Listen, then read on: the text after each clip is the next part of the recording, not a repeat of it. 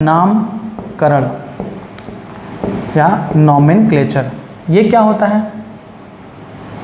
अब देखो, किसी भी जीव को हम उसके लोकल नाम से जानते हैं, है ना। जैसे हम इसको कह दिए कुत्ता, है ना, कुत्ता कह दिए, इंग्लिश में इसे कहते हैं डॉग, कहीं और इसे किसी और नाम से जाना जाता होगा। जैसे मैं एक बात कर लूँ आलू की, तो आलू है, इसे हिंदी में आलू कहते हैं, इंग्लिश में इसे पोटैटो कहते हैं। अगर आप महाराष्ट्र में चले जाओ तो इसे बटाटा कहते हैं। अब बताओ, बटाटा जानते थे क्या होता है? मैं भी पहली बार सुना था तो मैं भी चौंका था कि बटाटा क्या होता है। तो बटाटा हम नहीं जानते, क्योंकि हम जिस जीव को जानते हैं उसके लोकल नाम से जानते हैं, आलू। अगर हमसे कोई आलू कहे तो मुझे आंखों में वो चीज़ें दर्शाई देंगी कि आलू है, लेकिन बटाटा हम नहीं जानते थे। तो इसी तरीके से हर जीव का अपना एक लोकल नाम होता है, उसी नाम से वो जाना जाता है। एक जगह पर भी एक ही चीज़ के कोई नाम हो सकते हैं, और एक ही देश में उस चीज़ के भी और नाम हो सकते हैं। जैसे हो सकता है हम भारत देश में रहते हैं तो हमारे यहाँ आलू कहते हैं, महाराष्ट्र में बटाटा कहते हैं, हो सकता है राजस्थान में कुछ और कहते होंगे, दक्षिण भारत में कुछ और कहते होंगे। तो अलग अलग जगह पर अलग अलग नाम होता है, तो इससे कन्फ्यूज़न क्रिएट होती है कि जीव का नाम एक होना चाहिए, तब वो सही रहेगा, उसी नाम से वो पूरे विश्व में जाना जाए, है ना भाई। अगर हम आलू को आलू जानते हैं, बटाटा नहीं जानते हैं, तो महाराष्ट्र में हम कैसे मांगेंगे कि हमको आलू चाहिए? तो ये प्रॉब्लम होती है। इस प्रॉब्लम को सॉल्व करने के लिए हम नामकरण की पद्धति अपनाते हैं, नॉमेनक्लेचर की पद्धति अपनाते हैं। नामकरण एक ऐसी तकनीक है जिसके माध्यम से हम पृथ्वी पर पाए जाने वाले समस्त जीवों को एक नाम देते हैं, जिसे हम वैज्ञानिक नाम कहते हैं। सुने होंगे आप, वैज्ञानिक नाम कहते हैं कि हम उस जीव को एक वैज्ञानिक नाम देंगे जिससे वो पूरे विश्व में उसी नाम से जाना जाए, कोई भ्रम की स्थिति ना पैदा हो। ये क्यों ज़रूरी था? ये ज़रूरी था कि जैसे मान लो भारत में कोई साइंटिस्ट है और उसने अपना रिसर्च कर रखा है किसी चीज़ पर, अब वो अमेरिका जाता है तो अमेरिका पे उस चीज़ को रिप्रेजेंट करता है सब, तो वो वहाँ के लोग समझ ही नहीं पाएंगे। वो आलू पे उसने रिसर्च किया है और जाके वो आलू आलू चिल्ला रहा है, तो वो समझ ही नहीं पाएंगे आलू किस चीज़ की बात कर रहा है। जब पोटैटो कहेंगे तो समझ में आ जाएगा, लेकिन अमेरिका वालों को, चाइना जाओगे तो चाइना में हो सकता है आलू को पोटैटो भी ना कहते हो, कुछ और भी कहते हो, तो वो नहीं समझ पाएंगे। तो इस वजह से हम एक वैज्ञानिक नाम रख दें किसी जीव का, जिससे सभी वैज्ञानिक उसको उसी नाम से जाने। जैसे आलू का वैज्ञानिक नाम क्या है? Solanum tuberosum, Solanum tuberosum. तो अब इस नाम से आप अगर भारत के किसी वैज्ञानिक से बात करेंगे तो वो समझ जाएगा कि सोलेनम ट्यूबेरोसम यानी आप आलू की बात कर रहे हो। आप अमेरिका चले जाओ, वहाँ के किसी वैज्ञानिक से बात करोगे सोलेनम ट्यूबेरोसम, तो वो भी समझ जाएगा कि आप आलू की बात कर रहे हो। चाइना चले जाओ, वहाँ पर भी बात करोगे सोलेनम ट्यूबेरोसम, तो भी समझ जाएगा कि आलू की बात कर रहे हो। जापान चले जाओगे, वहाँ पर भी आप बोलोगे सोलेनम ट्यूबेरोसम, वो समझ जाएगा कि आप आलू की बात कर रहे हो। लेकिन वैज्ञानिक लोग समझ पाएंगे, आम आदमी नहीं समझ पाएंगे। अगर आप ठेले पे जाके कहोगे कि मुझे 1 किलो सोलेनम ट्यूबेरोसम दे दीजिए, तो मार के भगाएगा। ये वैज्ञानिकों के लिए है कि जैसे हम कोई एक वैज्ञानिक अकेला कोई काम नहीं कर पाता, अगर कर लेता तो बड़ी अच्छी बात है, लेकिन वैज्ञानिक मिलकर काम करते हैं, चीज़ों को समझते हैं मिलकर। तो कई देश के जो वैज्ञानिक होते हैं उनको आपस में तालमेल बिठाने के लिए ये ज़रूरी होता है कि एक ही वैज्ञानिक नाम रख दिया जाए, जिससे कोई भी उस पर रिसर्च करे तो अगला आदमी भी उसे समझ सके, इसलिए वैज्ञानिक नाम रखा जाता है। हर जीव का केवल एक ही वैज्ञानिक नाम रखा जाता है जिससे वो पूरे विश्व में जाना जाए। जैसे आलू का नाम है सोलेनम ट्यूबेरोसम, तो पूरे विश्व में उसका वैज्ञानिक नाम सोलेनम ट्यूबेरोसम ही होगा। अब वैज्ञानिक नाम में भी 2 पार्ट होते हैं, एक होता है बॉटेनिकल नेम, बॉटेनिकल नेम जिसे हम वानस्पतिक नाम कहते हैं, वानस्पतिक नाम, और दूसरा होता है जूलॉजिकल नेम, जूलॉजिकल नेम जिसे हम कहते हैं प्राणी नाम। अब ये जो बॉटनिकल नेम होता है वो पौधों के लिए रखा जाता है, और जो जंतुओं के लिए रखा जाता है वो जूलॉजिकल नेम होता है। जूलॉजी का मतलब होता है जंतु, बॉटनी का मतलब होता है पौधा। तो बॉटनिकल नेम पौधों के लिए रखा जाता है, जूलॉजिकल नेम जंतु के लिए। लेकिन इन सभी को हम क्या कहते हैं? Scientific name. क्या कहते हैं? Scientific name. तो अगर आपसे कोई पूछे कि मनुष्य का साइंटिफिक नेम क्या है, तो आप क्या बताओगे? कि मनुष्य का साइंटिफिक नेम है होमो सैपियंस। ठीक, आप पढ़े होंगे कि मनुष्य का साइंटिफिक नेम क्या होता है? Homo sapiens. तो इसी को कहते हैं नामकरण। हर जीव का एक नाम दे दें, जैसे मनुष्य का हमने एक नाम दे दिया है, साइंटिफिक नेम क्या है, होमो सैपियंस। तो आप चाहे यहाँ पर बोलो किसी वैज्ञानिक के सामने कि मैं होमो सैपियंस के बारे में इतने सारे रिसर्च किया हूँ, तो वो समझ जाएगा कि आप मनुष्य के बारे में रिसर्च किए हो। आप अमेरिका जाके बोल दो कि मैंने होमो सैपियंस के बारे में ऐसा रिसर्च किया है, तो वो समझ जाएंगे आप मनुष्य की बात कर रहे हो। किसी भी कंट्री में आप जाकर होमो सैपियंस बोलोगे तो उसका मतलब मनुष्य ही होगा, क्योंकि इसका एक ही वैज्ञानिक नाम रखा गया है। ठीक, तो ये वैज्ञानिक नाम रखा जाता है जिससे कंफ्यूजन ना हो। कोई एक जीव जिसका एक ही वैज्ञानिक नाम हो, उसी नाम से वो पूरे विश्व में पहचाना जाए। किसी भी एक जीव का 2 वैज्ञानिक नाम, 3 वैज्ञानिक नाम नहीं होता, हर जीव का एक ही वैज्ञानिक नाम होता है, इस बात को ध्यान रखना। जैसे शेर का वैज्ञानिक नाम है पैंथेरा लियो, तो वो पूरे विश्व में उसका वही एक ही नाम होगा, पैंथेरा लियो। अब चाहे उसे आप यहाँ शेर कहो, कहीं टाइगर कहते हैं, सॉरी कहीं लायन कहते हैं, कहीं कुछ कहते हैं। ठीक, तो ये हो गया नामकरण। अब नामकरण करता कौन है, तो नामकरण करता कौन है इसको जान लीजिए। पौधों का नामकरण कौन करता है, तो पौधों का नामकरण की जो कसौटियाँ हैं, जो नियम हैं, वो देती हैं ICBN। इसका फुल फॉर्म होता है international code for botanical nomenclature. याद करिए ICBN, इसी के अंतर्गत पौधों के नाम रखने की रूल्स रेगुलेशन सब कुछ है। तो ये इसके माध्यम से हम पौधों का नाम रखते हैं।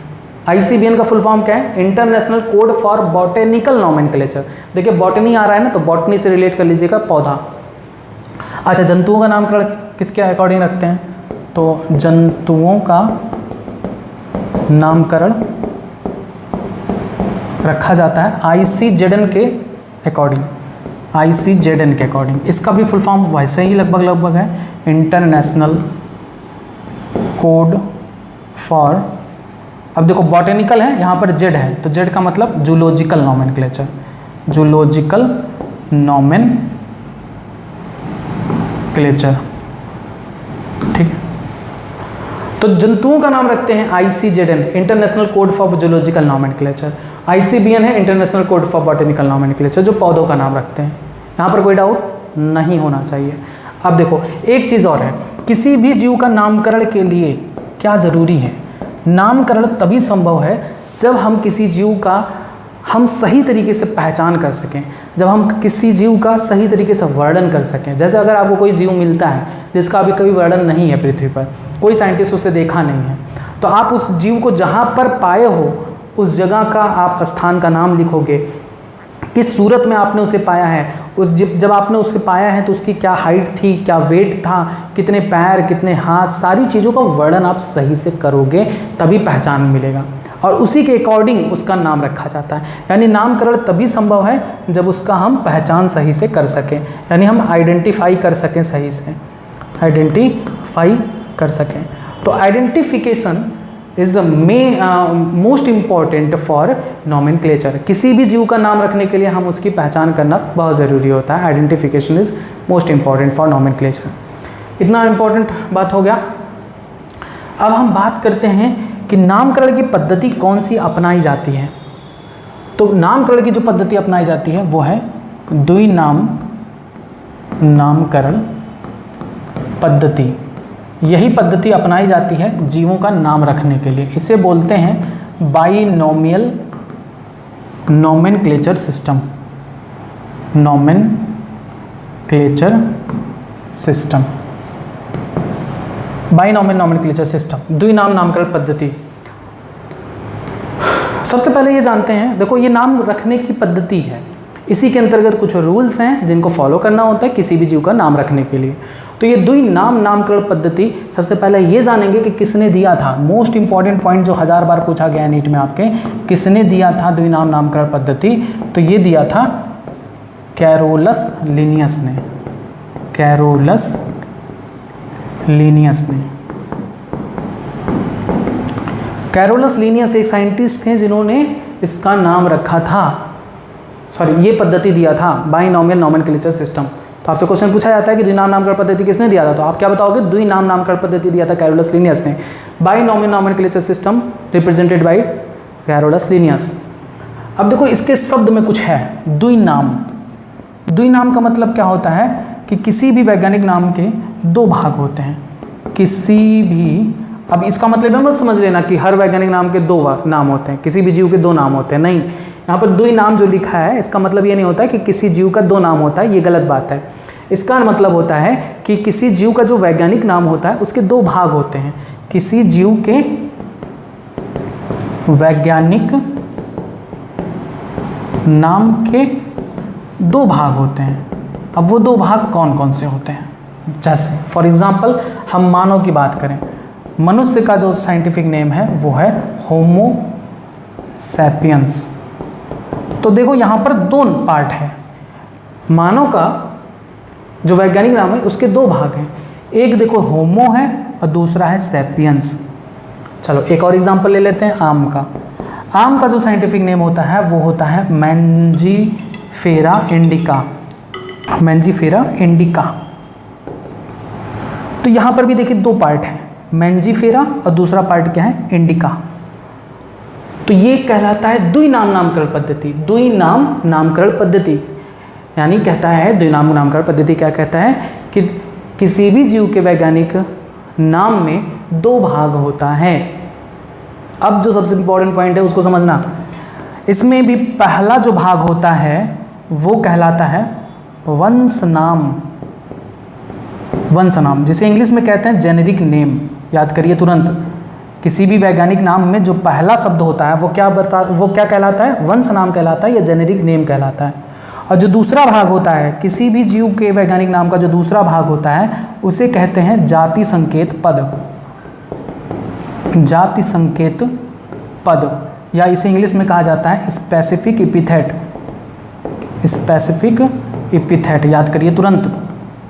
किसी भी जीव वैज्ञानिक नाम में दो भाग होते हैं, जिसमें पहला भाग वंश नाम जेनेरिक नेम कहलाता है और दूसरा भाग जाति संकेत पद कहलाता है, जिसे स्पेसिफिक एपिथेट कहते हैं। अब यहाँ पर भी एक इंपॉर्टेंट पॉइंट ये है कि वो जो वंश नाम है वो उस जीव का वंश बताता है, और जो जाति संकेत पद है स्पेसिफिक एपिथेट वो उस जाति का, उस जीव का जाति बताता है।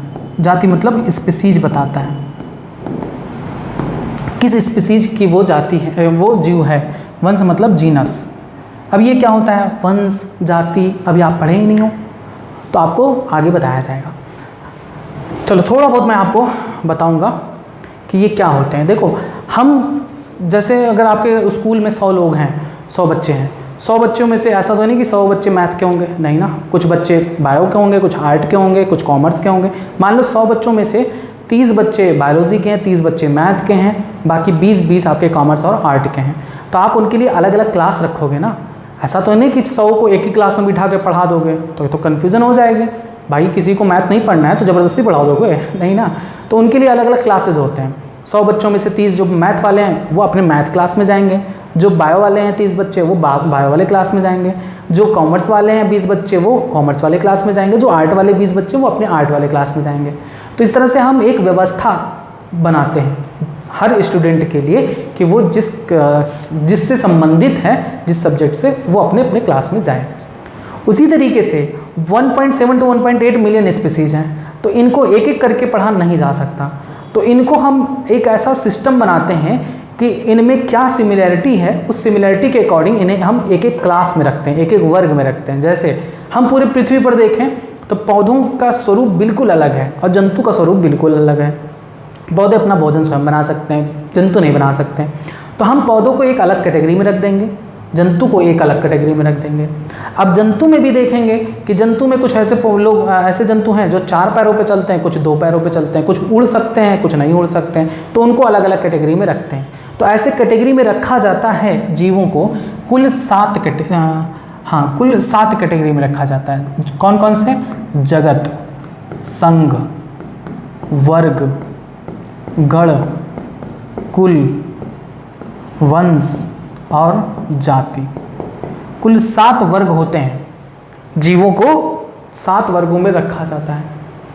जैसे मनुष्य है तो मनुष्य कौन से जगत में आएंगे? जंतु जगत में आएंगे। जंतु होता है ना मनुष्य, और उसके बाद ये ऐसे मनुष्य का जो वंश होता है वो होमो होता है, होमो वंश है। जाति है सैपियंस जाति है। इस तरह से हम 7 वर्गों में रखते हैं, जो आगे आपको बताया जाएगा। तो इन 7 वर्गों में से जो वंश का नाम होता है और जो जाति का नाम होता है, यही प्रयोग करते हैं उस जीव के वैज्ञानिक नाम में। तो किसी भी जीव का जो पहला शब्द होता है, वैज्ञानिक नाम का पहला शब्द, वो उसके वंश को प्रदर्शित करता है। किसको? वंश को प्रदर्शित करता है। और जो दूसरा शब्द होता है वो उसकी जाति को प्रदर्शित करता है। ठीक है, इतनी बात याद करिए। किसी भी जीव का वैज्ञानिक नाम के 2 भाग होते हैं। पहला भाग वंश नाम या जेनेरिक नेम कहलाता है और दूसरा भाग जाति संकेत पद या स्पेसिफिक एपिथेट कहलाता है। जो पहला भाग है वो उस जीव के वंश को प्रदर्शित करता है और जो दूसरा भाग है वो उस जीव की जाति को प्रदर्शित करता है। क्लियर बात है सारी? चलिए, अब किसी भी वैज्ञानिक नाम को लिखने के लिए कुछ रूल्स होते हैं, उन रूल्स को आप जानिए। नियम क्या है किसी भी जीव का वैज्ञानिक नाम लिखने के लिए? नियम से ही ज़्यादातर क्वेश्चंस आपके पूछे जाते हैं। पहला नियम आता है कि जो भी वैज्ञानिक नाम लिखा जाए, जो भी वैज्ञानिक नाम हो, वो किस भाषा में हो? वो लैटिन भाषा में हो। मोस्ट इंपॉर्टेंट पॉइंट, कौन से भाषा में हो? लैटिन भाषा में होना चाहिए। आप किसी भी देश में रहते हो उससे फ़र्क नहीं पड़ता, वैज्ञानिक नाम हमेशा लैटिन वर्ड में ही होगा। चाहे आप चाइना में रहो, चाहे जापान में रहो, चाहे भारत में रहो, चाहे अमेरिका में रहो, वैज्ञानिक नाम हमेशा लैटिन भाषा में ही होगा। चाहे उस जीव की उत्पत्ति भी अगर भारत में हुई है तो भी फर्क नहीं पड़ता। जैसे देखो, आम की उत्पत्ति मानी जाती है भारत में, इसीलिए आम के नाम के आगे देखो इंडिका लिखा है, इंडिया नहीं लिखा है। अगर इंडिया लिखा होता तो कहते कि ये तो इंग्लिश वर्ड है। इंडिया का लैटिन वर्ड यूज़ किया गया है, इंडिका। बात समझ में आई? तो हम ये नहीं करेंगे कि मान लो कि किसी ऑर्गेनिज्म का जो ओरिजिन है, उत्पत्ति है, मान लो भारत में आम विकसित हुआ तो भारत के नाते से पे इंडिया लिख दें। इंडिया नहीं लिखेंगे, इंडिया का ही लैटिन वर्ड यूज़ करेंगे कि लैटिन में इंडिया को क्या कहते हैं, तो लैटिन में इंडिया को इंडिका कहते हैं। तो हम याद रखेंगे कि किसी भी जीव का जो वैज्ञानिक नाम होता है वो हमेशा किस भाषा में होता है? लैटिन भाषा में होता है। इसी नाते वैज्ञानिक नाम बड़ा टफ लगता है ना? Homo sapiens, Mangifera indica, Solanum tuberosum, Panthera leo, Panthera tigris, Panthera pardus याद भी नहीं होता है ना साइंटिफिक नेम। टफ इस वजह से होता है कि इसका लैंग्वेज अलग है, लैटिन वर्ड यूज़ करते हैं। याद हुआ? वैज्ञानिक नाम किस भाषा में होते हैं? लैटिन भाषा में होते हैं। क्लियर बात है?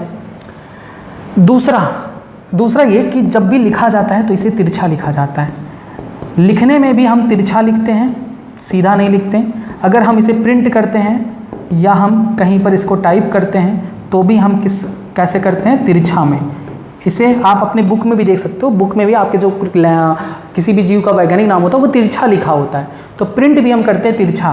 प्रिंट करने के लिए हम इसे इटैलिक फॉर्मेट यूज़ करते हैं। इटैलिक फॉर्मेट क्या होता है? अगर आप कंप्यूटर चलाए होंगे तो आपको पता होगा कि कंप्यूटर में जब टाइप करते हैं, अगर हम ए सामान्य रूप से टाइप करें तो ऐसे टाइप होगा, लेकिन अगर आप कीबोर्ड में कंट्रोल और आई साथ में दबा दो तो वो इटैलिक फॉर्मेट में हो जाता है। यानी अब आप जब टाइप करोगे तो ए ऐसे लिखेगा, तिरछा। तो तिरछा जो लिखा जाता है वो उसका फॉर्मेट इटैलिक फॉर्मेट कहलाता है। तो ये क्वेश्चन आपसे पूछा गया है कि वैज्ञानिक नाम किस फॉर्मेट में होते हैं, तो इटैलिक फॉर्मेट में होते हैं या तिरछा लिखे जाते हैं। ये हो गई पहला नियम। ठीक है, दूसरा नियम देखें। दूसरा नियम कहता है कि पहला जो शब्द है, पहला शब्द वो वंश नाम कहलाता है। वंश नाम यानी जेनेरिक नेम, जो उस जीव के वंश को प्रदर्शित करता है, जो उस जीव के वंश को प्रदर्शित करता है। तथा दूसरा शब्द उस जीव के जाति को प्रदर्शित करता है। उस दूसरा शब्द क्या कहलाता है, पहले बोल समझे। दूसरा शब्द जाति संकेत पद कहलाता है। क्या कहलाता है? जाति संकेत पद कहलाता है, जो उस जीव के जाति यानी स्पेसीज को प्रदर्शित करता है, जाति को प्रदर्शित करता है। ठीक है। अब जैसे मैंने कहा ना आपसे कि आम का साइंटिफिक नेम क्या है, तो आप पहली बात तो ये नियम फॉलो करोगे, लैटिन भाषा यूज करोगे, मैंजीफेरा, लिखेंगे तिरछा मैंजीफेरा, उसके बाद इंडिका। तो इसमें आपने ये समझा कि ये लैटिन भाषा है और तिरछा लिखा है, ये पहला रूल हो गया। दूसरा रूल क्या कहता है कि जो पहला वर्ड है वो क्या है, वंश नाम कहलाता है। वंश नाम जो उस जीव के किसको प्रदर्शित करता है, वंश को प्रदर्शित करता है। दूसरा शब्द जो है वो क्या कहलाता है, जाति संकेत पद कहलाता है, जाति संकेत पद कहलाता है, जो किसको प्रदर्शित करता है, उस जीव की जाति को प्रदर्शित करता है। क्लियर हो गया। तीसरा रूल क्या होता है, तीसरा रूल होता है कि जब हम हाथ से लिखते हैं, हम हाथ से लिखते हैं किसी भी जीव का वैज्ञानिक नाम, जब हम हाथ से लिखते हैं तो दोनों शब्दों को अलग अलग रेखांकित करते हैं, अलग अलग रेखांकित करते हैं। अब ये क्या है देख लीजिए। जैसे आम का वैज्ञानिक नाम मैंने बताया ना, मैंजीफेरा इंडिका। तो ये तीसरा रूल क्या कहता है, कहता है कि अगर हम हाथ से लिखते हैं किसी जीव का वैज्ञानिक नाम तो इन दोनों को अलग अलग ऐसे अंडरलाइन करेंगे। ये तीसरा रूल है। जब भी हम इसे लिखते हैं तो भी तिरछा, जब भी टाइप करते हैं तो भी तिरछा लिखते हैं। क्लियर है। चौथा नियम है वो है कि किसी भी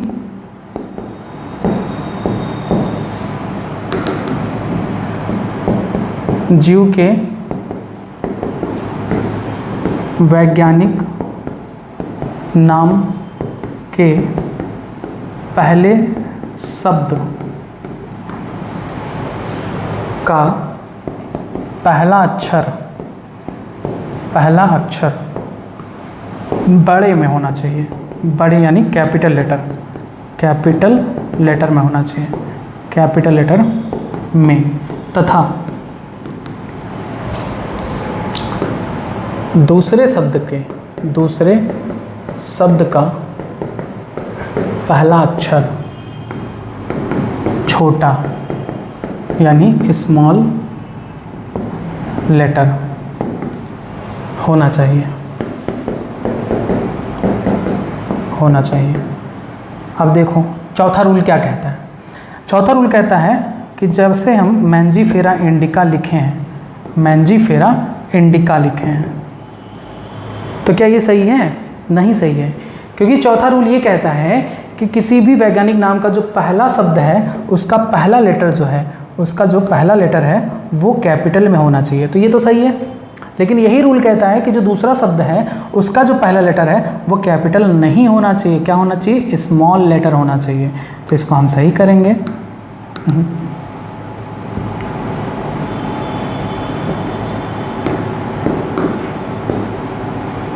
स्मॉल लेटर होना चाहिए। ठीक है, पहला लेटर स्मॉल होना चाहिए। ये चौथा रूल है, याद करिए।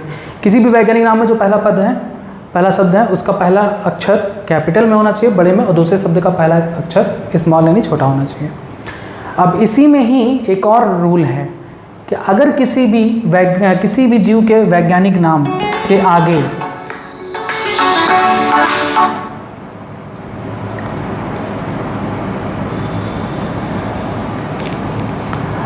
नाम के आगे अगर कुछ लिखा हो उसको समझिए। जैसे मैंजीफेरा इंडिका और इसी के आगे लिखा हो ऐसे एब्रीवेटेड फॉर्म में, यानी संक्षिप्त रूप। संक्षिप्त रूप के आगे आपको पता है ना डॉट लगा देते हैं। जैसे गवर्नमेंट अगर ऐसे लिखते हैं, एक वर्ड होता है गवर्नमेंट मतलब सरकार, तो गवर्नमेंट को अगर हम संक्षिप्त रूप में लिखते हैं तो कैसे लिखते हैं? ऐसे GOVT डॉट ऐसे लिखते हैं ना। गवर्नमेंट का संक्षिप्त रूप ऐसे होता है जिसमें हम आगे डॉट लगा देते हैं, तो इसका मतलब होता है GOVT मतलब गवर्नमेंट, है ना। तो उसी तरीके से अगर किसी भी वैज्ञानिक नाम के लास्ट में अगर ऐसे छोटे में कुछ लिखा है और यहाँ पर डॉट लगा है, डॉट को जरूर देखिएगा। अगर डॉट लगा है तो इसका मतलब होता है कि ये उस वैज्ञानिक का नाम है, उस वैज्ञानिक का नाम है जिसने सबसे पहले इस जीव का वर्णन किया था, इस जीव का वर्णन किया था। तो वो उस जीव के, उस वैज्ञानिक का नाम है, उस आथर का नाम है, उस लेखक का नाम है। जैसे लिन का मतलब होता है कैरोलस लिनियस, लिनियस को ही शॉर्ट फॉर्म में लिन लिखा गया है, कैरोलस लिनियस, कैरोलस लिनियस। तो लिनियस को ही शॉर्ट फॉर्म में लिन लिखा गया है। समझ में आया? जब किसी भी वैज्ञानिक नाम के आगे अगर आपको संक्षिप्त रूप देखने को मिले तो वो उस आथर या उस वैज्ञानिक का नाम होता है जिसने सबसे पहले इसकी खोज की थी। जैसे लिनियस थे, उन्होंने सबसे पहले मैंजीफेरा इंडिका के बारे में वर्णन किया कि ये ऐसा होता है, कहाँ पाया जाता है, सारी चीज़ें उनके बारे में बताया था। क्लियर बात है? लेकिन अब एक एक्स्ट्रा नॉलेज ले लीजिए कि अगर किसी भी वैज्ञानिक नाम के आगे आपको एब्रीवेटेड फॉर्म ना देखने को मिले, जैसे होमो सैपियंस और इसके आगे फिर लिखा हो सैपियंस और इसके आगे कोई डॉट ना हो, डॉट देखनी है, जहाँ डॉट होगा वो बताएगा कि वो उस वैज्ञानिक का नाम है जिसने सबसे पहले इस पेड़ की खोज की थी, उस फल का खोज किया था। लेकिन अगर डॉट नहीं है तो ये जो शब्द है वो क्या कहलाता है? उपजाति कहलाती है, जिसके बारे में आपको अभी नहीं पढ़ना है, आप छोटे हैं अभी। आपको जब आप हायर क्लासेस में जाओगे, बीएससी एमएससी करोगे, तब वहाँ पर आपको उपजाति के बारे में बताया जाता है। जैसे ये क्या है? ये वंश है, ये जाति है, तो ये उपजाति होता है। इसे इंग्लिश में कहते हैं जीनस, इसे कहते हैं स्पीसीज और इसे कहते हैं सब स्पीसीज। तो सब स्पीसीज के बारे में आप छोटे हैं तो अभी आपको नहीं पढ़ना है, बीएससी एमएससी पीएचडी जब करेंगे तो वहाँ पर आपको पढ़ाया जाता है। अभी आपको ये पढ़ना है कि डॉट लगा है तो मतलब लिनियस होगा, और अगर डॉट नहीं है तो अपने मन से बता सकते हो कि ये उपजाति का नाम है। क्लियर बात है? बस ये था आज का टॉपिक जिसमें आपको बताया गया कि जीवों का नामकरण कैसे करते हैं, जीवों के नामकरण की पद्धति क्या है, किसने दिया था, इन सभी के बारे में संपूर्ण जानकारी।